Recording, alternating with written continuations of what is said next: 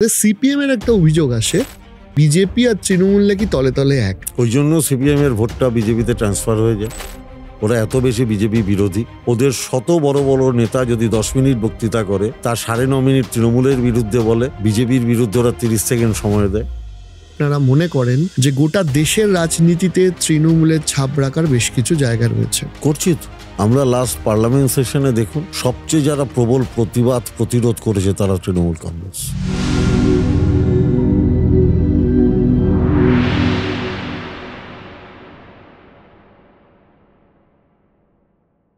কোন প্রফেশনটা বেশি শক্ত লাগে, অভিনেতা না নেতা?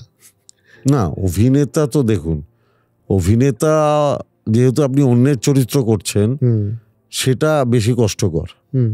আর আমি তো রাজনীতিতে আমি আমার মতো, অতএব আমাকে তো অভিনয় করতে হয় না। আমাকে মমতা ব্যানার্জি, অভিষেক ব্যানার্জি যা নির্দেশ দেন আমি সেটাকে অক্ষরে অক্ষরে পালন করার চেষ্টা করি, সেখানে আমি আমার কাজটা করি। এবার আপনি অনেক বেশি সাবলীল, আমি আমার সাবলীল, সাবলীল, সরি, হ্যাঁ এই ওয়ার্ডটাই বেটার, সাবলীল। হ্যাঁ, আমি অনেক বেশি সাবলীল, কিন্তু ওখানে তো আমাকে অন্যের চরিত্র করতে হয়।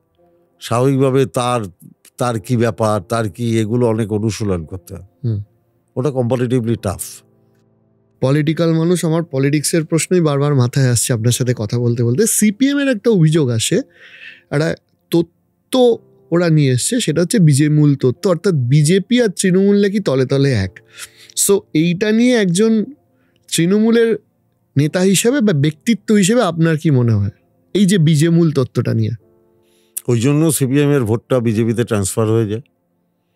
ওরা এত বেশি বিজেপি বিরোধী, ওদের শত বড় বড় নেতা যদি 10 মিনিট বক্তৃতা করে তার 9.5 মিনিট তৃণমূলের বিরুদ্ধে বলে, বিজেপির বিরুদ্ধে ওরা 30 সেকেন্ড সময় দেয়। আর তৃণমূল বিজেপির বিরুদ্ধে যখন বক্তৃতা করে 9.5 মিনিট বিজেপির বিরুদ্ধে বলে, 8 মিনিট ওদের জন্য সময় দেয়। এবার আপনি বুঝে নিন কারা বিজেপি বিরোধী। সামনের ইলেকশনে আপনাদের জন্য ভোটের সংখ্যার হিসাবে তো ডেফিনেটলি বিজেপি সব থেকে কঠিন প্রতিদ্বন্দ্বী হতে চলেছে। তাও স্টিল আপনাকে জিজ্ঞেস করছি যে কোনটা বেশি কম্পিটিশন দেবে বলে আপনার মনে হয়, বিজেপি নাকি বাম কংগ্রেস জোট? আমি জানি না বাম কংগ্রেস জোট হবে কিনা। সিপিএম ভোটটা বাড়াতে পারত, কিন্তু আমার মনে হয় সিপিএম নেতৃত্বের অদূরদর্শিতার জন্য সিপিএম ভোট বাড়াতে পারবে না। কারণ সিপিএম অনেক বেশি স্বাচ্ছন্দ্য থাকে ফেসবুক আর টিভির ইসে। ময়দানে সিপিএম এর অস্তিত্ব দূরবীন দিয়ে দেখতে হচ্ছে। স্বাভাবিকভাবে বিজেপি শাসিত রাজ্যে এই যে বাঙালিদের উপর এত অত্যাচার হচ্ছে, এই অত্যাচার নিয়ে সিপিএম এর কোনো প্রতিবাদ নেই। স্বাভাবিকভাবে বাংলায় তুমি রাজনীতি করছো, অথচ বাংলা ভাষাভাষীদের উপরে অত্যাচার হচ্ছে, তোমার কোনো প্রতিবাদ নেই, তাহলে ওদের ভোট দেবে কেন মানুষ? আপনাকে একটা প্রশ্ন করি, যে আর একটা তত্ত্ব উঠে আসছে, মানে স্পেকুলেশন তো বিভিন্ন রকম হয় বা কথা উঠে আসছে, সেটা হচ্ছে যে তৃণমূল বাংলার কথা বেশি বেশি করে ভোট এলে বলে, এটা অ্যাকচুয়ালি তৃণমূলের দ্বারা ক্রিয়েটেড, যে বাঙালিরা বাইরে অত্যাচারিত। এর আগেও বলেছে বাংলা বা বাঙালির মেয়েকেই চায়, আর এখন আবার নতুন বাংলার জিগির দিচ্ছে ভোটের জন্য। আমরা তো 2474 জনের নাম পাবলিশ করেছি যারা বাঙালি বলে, যাদের বিজেপি শাসিত রাজ্য থেকে তাড়িয়ে দেওয়া হয়েছে। বিজেপিকে তার বিরুদ্ধে কথা বলতে বলুন, তথ্য ধরে ধরে আমরা বলেছি কোন রাজ্য থেকে কতজনকে তাড়িয়েছে, তথ্য ধরে ধরে বলেছি। বাংলা দখল করবে মানে ওরা দখল করতে চায়, ভালোবেসে মন জয় করতে চায় না। বিজেপির রাজনীতিটা হচ্ছে দখলের রাজনীতি। বাংলার মানুষ এই দখলের রাজনীতি মানবে না। বাংলার মানুষ কোনোদিন ইংরেজদের কাছে মাথা নোয়ায়নি। তাই আমি প্রথম ফাঁসির মঞ্চে জীবনের জয়গান একটা বাঙালি গেয়েছিল ক্ষুদিরাম। প্রথম পুলিশের গুলি খেয়েছিল বাঙালিরই এক মহিলা, মাতঙ্গিনী হাজরা। তোমরা আমাকে রক্ত দাও, আমি তোমাদের স্বাধীনতা দেবো, বাঙালি সুভাষচন্দ্র বোস। বঙ্কিম, রবীন্দ্রনাথ দুজনেই বাঙালি। ওরা যদি ভাবে যে সেই বাঙালিকে ভয় দেখিয়ে দখল করে নেবে, ওরা মূর্খের স্বর্গে বাস করছে। এবার বাংলা থেকেও একটু বেরোই, বিকজ আপনি এমপি হিসাবে আর রয়েছেন সেন্ট্রালে, আপনাদের গুরুত্বপূর্ণ ভূমিকা, অনেক সংখ্যা নিয়ে তৃণমূল গেছে। তৃণমূল কি ন্যাশনাল যে সমস্ত ইস্যুগুলো রয়েছে সেখানে কি রিজিওনাল পার্টি হিসাবেই থাকতে চায়, নাকি আপনারা মনে করেন যে গোটা দেশের রাজনীতিতে তৃণমূলের ছাপ রাখার বেশ কিছু জায়গা রয়েছে? করছি তো। আমরা লাস্ট পার্লামেন্ট সেশনে দেখুন, সবচেয়ে যারা প্রবল প্রতিবাদ প্রতিরোধ করেছে তারা তৃণমূল কংগ্রেস। আমরা সংখ্যায় হয়তো কম, কিন্তু প্রবল বাংলার হিসেবে একটা বড় সংখ্যা আমি বলছি, কিন্তু সংসদের ক্ষেত্রে তো আমাদের নাম্বারটা কম, কিন্তু আমরা প্রবল প্রতিবাদ প্রতিরোধ করেছি।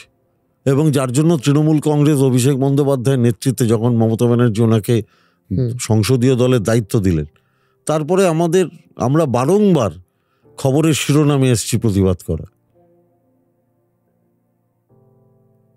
এবং সেটা তো দেশের সার্বিক পরিবেশ পরিস্থিতি নিয়ে। এবং আমাদের এনআরজিএসে অভিষেক বন্দ্যোপাধ্যায়ের যে আন্দোলন, মমতা ব্যানার্জির নির্দেশ, আজকে তো সুপ্রিম কোর্টে সেটা মান্যতা পেল, হাইকোর্টে হারলো, তারপরে এনআরজিএস এর টাকা দেবে না বলে সুপ্রিম কোর্টে গেল। তার মানে ওদের হচ্ছে বাংলার মানুষকে ভাতে মারো, গরিব মানুষকে ভাতে মারো, মেরে দখল করো। বাংলার মানুষ অত সহজে ছাড়বে? বাংলার মাটিতে বিজেপির জায়গা নেই, আমি আপনাকে দায়িত্ব নিয়ে বলে গেল। একটা না জটিল হিসাব আছে রাজনীতির অঙ্ক তো বড় কঠিন হয়। দেখা যাচ্ছে ইন্ডি ব্লকে বা ইন্ডিয়া অ্যালায়েন্সে সেখানে সিপিএম, কংগ্রেস, তৃণমূল পাশাপাশি দাঁড়িয়ে আছে। পশ্চিমবঙ্গে আবার তাদের মধ্যে প্রতিদ্বন্দ্বিতা। এই ছবিগুলো কখনো আপনাদের বিরোধিতা করতে অসুবিধা হয় না রাজ্য স্তরে? না, আমরা তো রাজ্য স্তরে এটা আমাদের ঘোষিত যে আমরা বিজেপি সিপিএম বিরোধী, ঘোষিত। দেখুন 1989 সালে যেদিন জ্যোতিবাবু আর অটল বিহারী বাজপেয়ী হাতে হাত ধরেছিল, সেদিন তো বাংলায় ওদের সমঝোতা হয়নি, কিংবা উত্তরপ্রদেশেও হয়নি, বিহারে হয়েছিল। জ্যোতিবাবু বাংলায় সমঝোতা করেনি, অটল বিহারী বাজপেয়ী উত্তরপ্রদেশে করেনি। মানে যার যেখানে শক্তি সেখানে সে অ্যাডজাস্ট করেনি। আমরাও তাই। বাংলায় আমরা অ্যাডজাস্ট করব না, বাংলায় তোমাকে মানতে হবে আমরাই প্রধান শক্তি, বিজেপি বিরোধী। সেখানে আমরা অন্যকে জায়গা দেবো কেন, যেখানে আমরাই জানি আমরা সবচেয়ে বেশি বিজেপি বিরোধী শক্তি। কেন্দ্রীয় স্তরে ঠিক আছে বিজেপি বিরোধিতা একসাথে আসতে চাও, আসো, কিন্তু বাংলায় তোমাকে সরিয়েই আমি ক্ষমতায় এসেছি, তোমার অত্যাচারের বিরুদ্ধে আন্দোলন করেই মমতা ব্যানার্জি ক্ষমতায় এসছে। সেখানে তোমাদের সাথে আমাদের অ্যাডজাস্টমেন্টের কোনো জায়গা নেই।